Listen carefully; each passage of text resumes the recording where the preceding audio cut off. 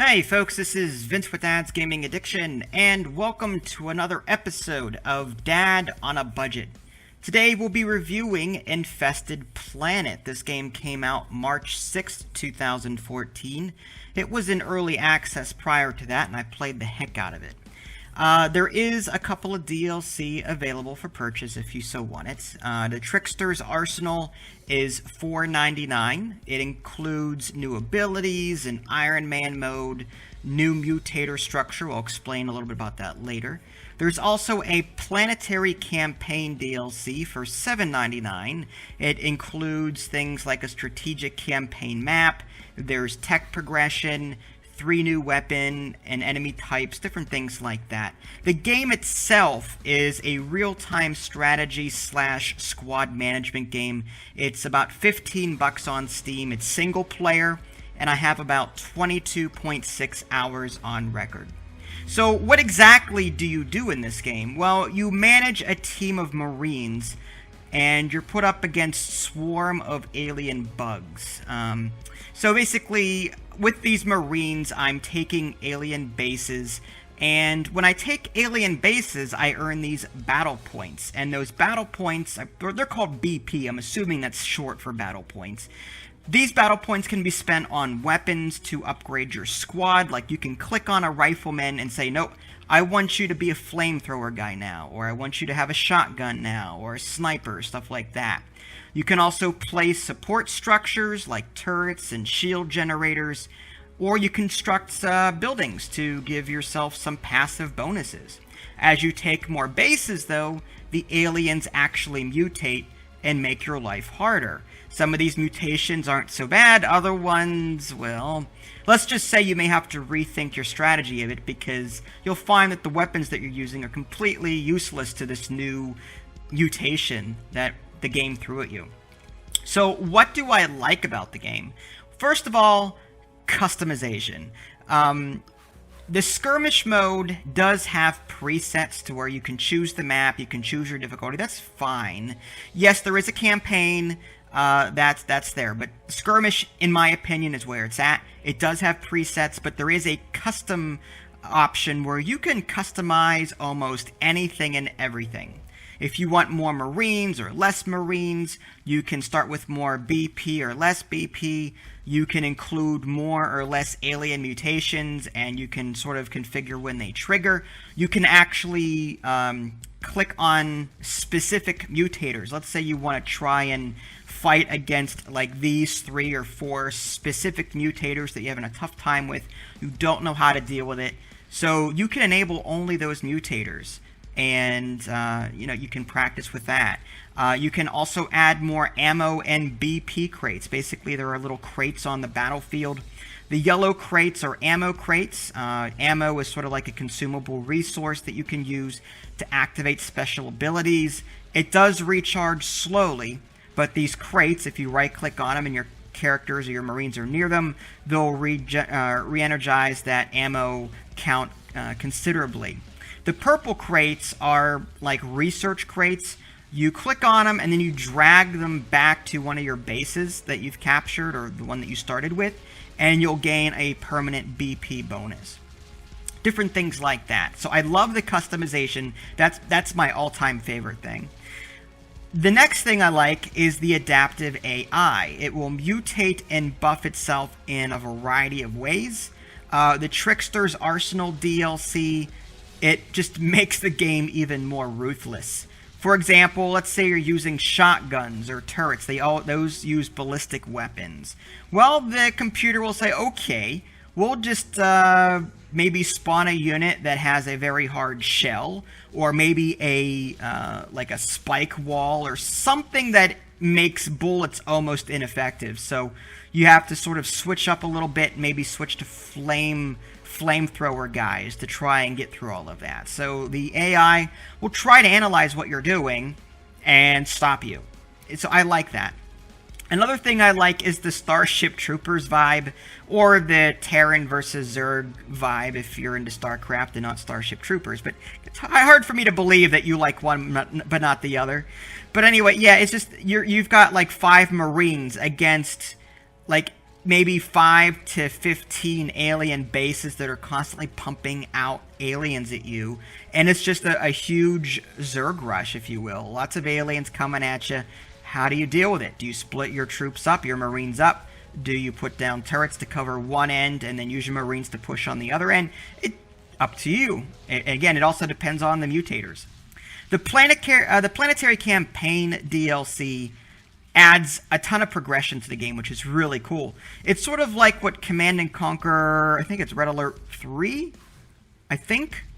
There was CNC 3, there was Tiberium Wars, and then there was it's CNC 3, and then it was Tiberium Wars, and then I think there was Kane's Wrath. That was a DLC that came after that, and that included a new, like, world map to where your battles actually mattered, like your battles carried into the world map.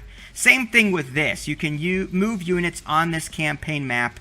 You can gain technology, and it makes me feel like I'm actually doing something. Yeah, skirmishes are great, but like one skirmish to the other, it doesn't matter. They don't carry over.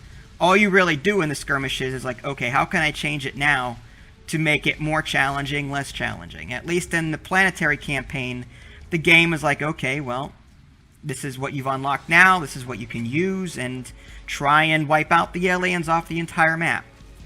Another cool thing is that you can pause and issue orders.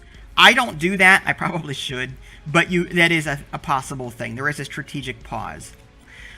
Lots of in-game battling options. That's another positive to the game. There's multiple ways to use the build points, or the BP that you're... Maybe it's build points and not battle points. Anyway, BP. I'm calling it BP. There's a ton of ways you can use this BP. There's a training menu where you can turn riflemen, like I said, into snipers, minigunners, officers, scouts, that kind of thing. There is a research menu to where you can build tech buildings that affect your entire team. For example, there's a robotics building that basically adds free turrets to the top of every base that you've got, which is really cool. It also adds shielding within a certain range and has a long-range healing bot for your troops. That's kind of cool. So yeah, different tech buildings that you can build. There's also an armory menu to where you can build defensive and offensive structures like turrets. There's a med pack that your guys can tote around and it'll auto-heal troops within range. There's shield generators to negate damage. There's also this abilities menu, but instead of using BP, it uses ammo. And like I said, ammo is sort of like a consumable resource. By default, that ammo is usually spent on bazookas. Like your Marines, no matter what class they are, have these bazookas that can shoot and do a lot of damage, but they consume ammo. If you don't want to use ammo for that, you can use this abilities menu to do other things with it. Like you can call down rifleman reinforcements. It'll helicopter in like 4 basic riflemen. They're auto AI. They'll last for about 30 seconds, but it'll give you a nice little push should you need it. And, you know, there's some other nasty abilities that could really, really turn the tide for you if you use them properly. Lots of things to like about this game.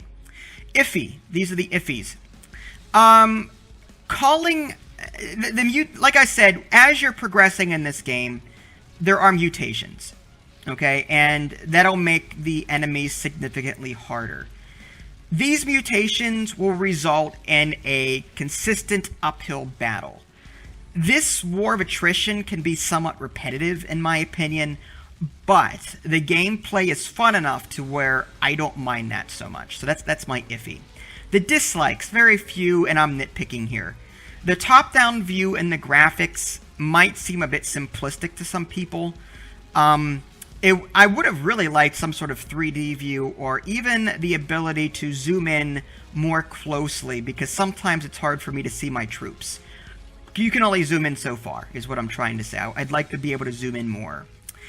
Some missions can be incredibly difficult. The campaign missions can be incredibly difficult at times.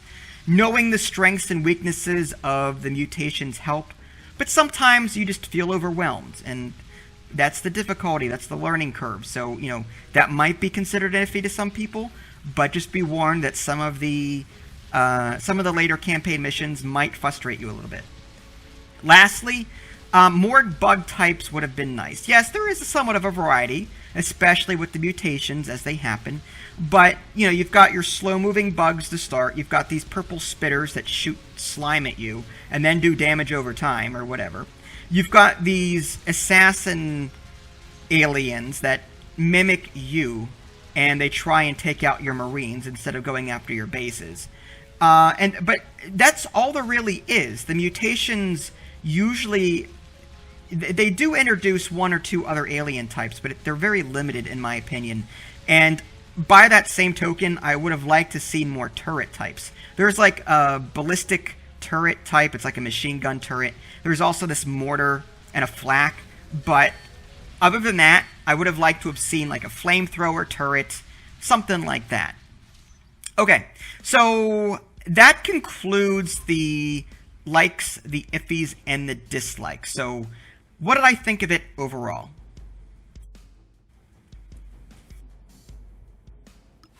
Well, as some of you know, I can't possibly review this game without utilizing the Picard scale. So, with that being said, on a scale of shut up, Wesley, Picard, to there are 4 lights, Picard, I'm going to have to give this we're only friends Q, nothing more Picard. There you go. Hopefully you found that helpful. I know I did. It helps put things in perspective, really. But yes, all kidding aside, this is a fantastic game. I've already spent 22 hours on it. Not tired of it whatsoever. Again, the ability to customize the skirmish battles offers almost unlimited replayability. But there are other modes like the regular campaign. Then you've got your planetary campaign, which is the DLC. The Trickster's Arsenal adds like an Iron Man mode should you want to kill yourself and beat your head against a wall. That's fine. But yeah, lots of things to do here for 15 bucks, plus some if you're into the DLC as well. Alright, this is Vince. Thanks for watching, and I'll catch you next time.